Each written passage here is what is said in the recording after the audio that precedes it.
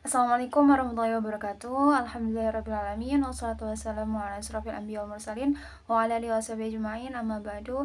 Alhamdulillah, pada kesempatan ini saya Siti Nurjana akan mempresentasikan mengenai kompetensi profesional guru.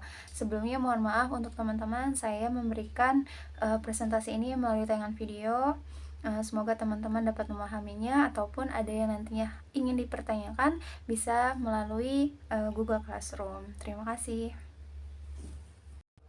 Baik, di sini ada peta konsep tentang kompetensi profesional guru. Jadi inilah beberapa subjudul yang akan kita pelajari. Yang pertama mengenai indikator profesional guru, yang kedua yaitu mengenai kewajiban guru dalam pemenuhan kompetensi profesional guru, dan yang terakhir kita akan membahas mengenai kompetensi guru profesional berdasarkan UU GD dan PP Guru. Nah, baik, sebelum kita masuk kepada subjudul yang akan kita bahas, sebelumnya di sini saya akan memberikan pembahasan ringan, yaitu mengenai sekilas tentang kompetensi profesional.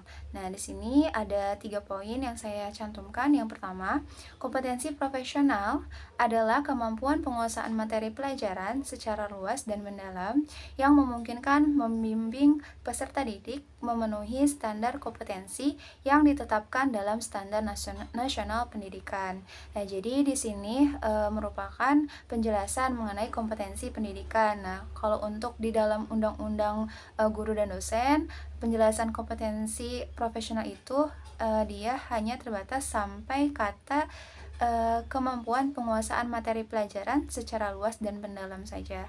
Nah, di sini yang saya cantumkan itu yang sudah saya ambil dari beberapa sumber. Nah, akhirnya disimpulkan menjadi sebuah pengertian kompetensi profesional yang lebih lengkap seperti itu. Untuk yang kedua, di sini ada poin mengenai guru yang profesional itu seperti apa. Nah, guru yang profesional itu guru yang memiliki kemampuan dan keahlian khusus dalam bidang keguruan sehingga ia mampu melakukan tugas dan fungsi sebagai guru dengan kemampuan maksimal. Nah, artinya seorang guru itu harus mengerjakan tugasnya sesuai dengan ketentuan yang telah ditetapkan. Nah, akhirnya seorang guru harus meningkatkan kemampuan dan keahliannya khususnya dalam belajar dan mengajar seperti itu. Dan yang terakhir di sini saya mencantumkan sebuah hadis yang dikatakan oleh Rasulullah SAW bahwa bila suatu urusan dikerjakan oleh orang yang tidak ahli, maka tunggulah kehancurannya. Hadis riwayat Bukhari. Nah, dari hadis ini juga diperkuat ya bahwasanya Rasulullah juga mengajarkan kita harus memegang sesuatu itu sesuai dengan keahliannya.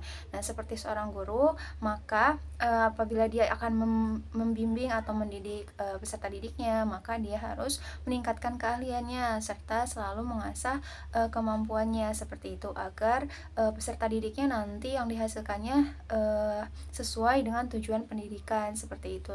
Tidak ada peserta didik yang terbengkalai atau terbawa gitu karena keahlian yang dimiliki seorang guru itu kurang.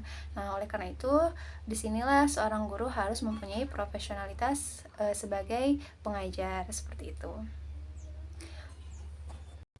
Nah, baik, di sini kita langsung mulai ya dari subjudul yang pertama.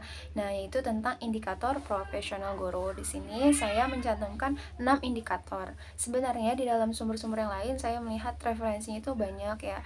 Ada yang mencantumkan 9 poin, 6 poin, 5 poin atau bahkan sebuah narasi singkat seperti itu. Tapi di sini saya memasukkan 6 poin ini yang insya Allah mewakili dari sumber-sumber yang lain tersebut. Yang pertama, di sini saya menuliskan memiliki keterampilan mengajar yang baik. Kemudian yang kedua, memiliki wawasan yang luas. Nah, artinya di sini seorang guru memang harus dituntut memiliki pengetahuan dan wawasan yang luas gitu. Jangan hanya terbatas pada lingkungan yang ada di sekitarnya saja, tetapi harus lebih luas lagi mengenai hal-hal yang terjadi di sekitar ataupun bahkan di dunia gitu kan, seperti itu. Apabila nanti seorang peserta didik ada yang bertanya, gurunya tidak bisa menjawab, di situ pula kita dapat bisa melihat gitu kualitas guru yang kurang di mata peserta didik seperti itu. Maka untuk mengurangi hal tersebut, seorang guru dituntut untuk selalu menambah wawasannya seperti itu. Kemudian yang ketiga, menguasai kurikulum dan media pembelajaran. Tentunya di sini seorang guru turun langsung ya untuk membuat sebuah kurikulum. Nah, makanya di situ seorang guru yang profesional dia harus sudah menguasai kurikulum yang ada di sekolah tersebut seperti itu. Dan juga dapat menguasai media pembelajaran yang disediakan di sekolah. Yang keempat yaitu penguasaan iptek atau ilmu pengetahuan dan teknologi. Tentunya di sini seorang guru memang harus mengikuti perkembangan zaman, apalagi di zaman sekarang ini ya teknologi semakin canggih dan juga masyarakat di luas sudah menggunakan teknologi tersebut seperti itu. Apabila gurunya nanti tidak mengikuti teknologi tersebut, nanti ketika sekolah menyediakan fasilitas yang terbaru gitu ya, gurunya tidak bisa menggunakan. Nah, di situ pula nantinya berdampak terhadap pembelajaran di dalam kelas seperti itu.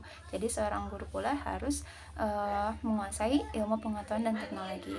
Kemudian di sini indikator yang keempat yaitu menjadi teladan yang baik. Tentunya di sini diajarkan oleh Rasulullah ya, bahwasanya seorang guru juga adalah seorang pendidik gitu, sebagai seorang yang memberikan contoh baik kepada peserta didik seperti itu. Yang kelima di sini saya mencantumkan memiliki kepribadian yang baik. Tentunya seorang guru merupakan panutan bagi muridnya. Jadi seorang guru harus memberikan selalu contoh yang baik kepada mereka gitu, agar mereka tahu oh ini hal yang baik, oh ini hal yang tidak baik kita lakukan di sekitar seperti itu. Nah, untuk yang kedua ini, saya akan menjelaskan mengenai kewajiban guru dalam pemenuhan kompetensi profesional guru. Nah, di sini ada 4 poin yang saya dapatkan kewajiban guru itu menurut Undang-Undang Guru dan Dosen Pasal 20. Nah, di sini ada yang pertama yaitu merencanakan dan melaksanakan proses pembelajaran yang bermutu serta menilai dan mengevaluasi hasil pembelajaran. Dan dari sini berarti memang kita seperti hal biasanya guru yaitu membuat sebuah RPP ya. Jadi kita merencanakan pembelajaran seperti apa, kemudian pelaksanaannya di dalam kelas seperti apa, prosesnya harus yang baik gitu kan. Nah, kemudian setelah proses pembelajaran sudah berlangsung, seorang guru pula menilai dan mengevaluasi hasil pembelajaran tersebut. Nah, apabila semua itu dilakukan oleh seorang guru, maka dia telah menjalankan kewajibannya sebagai guru dalam pemenuhan kompetensi profesional guru. Yang kedua yaitu meningkatkan dan mengembangkan kualifikasi akademik dan kompetensi secara berkelanjutan sejalan dengan perkembangan ilmu, pengetahuan, teknologi dan seni. Nah, di sini memang diharuskan ya seorang guru itu meningkatkan terus akademiknya gitu, pengetahuannya juga, kemudian kompetensinya, misalnya mengikuti kegiatan-kegiatan seperti seminar guru atau hal yang lainnya yang dapat terus menambah dan meningkatkan pengetahuan akademiknya seperti itu, dan tentunya kompetensinya juga semakin baik gitu. Nah, yang ketiga yaitu bertindak objektif dan tidak diskriminatif kepada peserta didik dalam pembelajaran. Nah, artinya seorang guru itu tidak boleh membedakan peserta didiknya saat ketika proses pembelajaran berlangsung. Misalnya memisahkan seseorang atas rasnya, sukunya, warna kulitnya, ataupun keturunan dan lainnya. Nah, itu tidak boleh. Jadi di sini seorang guru harus berkewajiban untuk melaksanakan pembelajaran itu secara adil dan tanpa adanya proses diskriminatif di dalam kelas seperti itu. Dan yang terakhir yaitu menjunjung tinggi peraturan perundang-undangan, hukum, dan kode etik guru serta nilai-nilai agama dan etika, dan memelihara serta memupuk persatuan dan kesatuan bangsa. Nah, tentunya di sini seorang guru pula harus memberikan contoh gitu ya kepada muridnya tentang peraturan-peraturan itu harus ditaati. Maka seorang guru juga harus melaksanakan kewajibannya terhadap undang-undang atau peraturan yang ditetapkan baik di sekolah, pemerintahan maupun secara luasnya itu negara seperti itu. Itu mungkin beberapa kewajiban guru yang saya dapat menurut Undang-Undang Guru dan Dosen pada pasal 20. Nah, baik, sekarang kita sudah pada subjudul yang ketiga ya, yang terakhir, yaitu mengenai kompetensi guru profesional berdasarkan UU GD dan PP Guru. Nah, di sini saya mencantumkan 2 poin. Yang pertama, kompetensi profesional berdasarkan UGD itu adalah kemampuan penguasaan materi pelajaran secara luas dan mendalam. Ini didapatkan pada pasal 10 Undang-Undang Nomor 12 Tahun 2005. Kemudian ada pula 4 standar kompetensi profesional guru. Nah, ini meliputi kompetensi pedagogik, kemudian kompetensi kepribadian, kompetensi profesional, dan kompetensi sosial. Nah, jadi inilah beberapa kompetensi guru profesional berdasarkan UU GD dan PP Guru. Jadi ada 4 kompetensi standarnya, kemudian pengertian kompetensi profesional itu seperti apa sudah dicantumkan pada UU GD dan juga PP Guru. Ini yang bisa saya sampaikan. Mungkin teman-teman ada yang mau menambahkan, saya persilahkan nanti untuk menambahkan materi apabila saya terdapat kekurangan.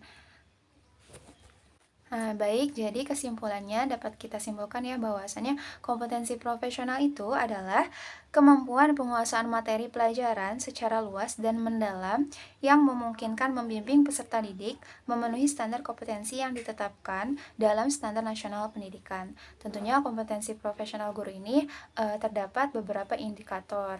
Nah, tadi sudah dijelaskan ada 6 indikator yang memang intinya adalah untuk meningkatkan selalu kompetensi guru, kemudian memberikan contoh dan akhlak yang baik terhadap peserta didik, dan memberikan selalu wawasan yang luas serta mengikuti perkembangan ilmu pengetahuan dan teknologi.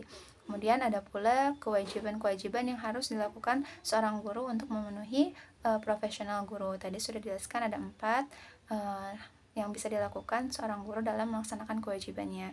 Dan terakhir yaitu tadi mengenai kompetensi guru profesional berdasarkan UU GD. Jadi ada 4 kompetensi standar menurut Undang-Undang Guru dan Dosen, yaitu tadi yang pertama kompetensi pedagogik, kemudian kompetensi kepribadian, kompetensi profesional, dan kompetensi sosial. Jadi itu yang bisa saya sampaikan. Kesimpulan pada presentasi hari ini, mohon maaf apabila terdapat kekurangan ataupun kesalahan dalam pengucapan. Mohon dimaafkan apabila teman-teman ada yang ingin bertanya, saya persilakan untuk memberikan pertanyaan di Google Classroom. Sebelumnya, mohon maaf dan terima kasih. Mungkin cukup sekian dari saya. Wassalamualaikum warahmatullahi wabarakatuh.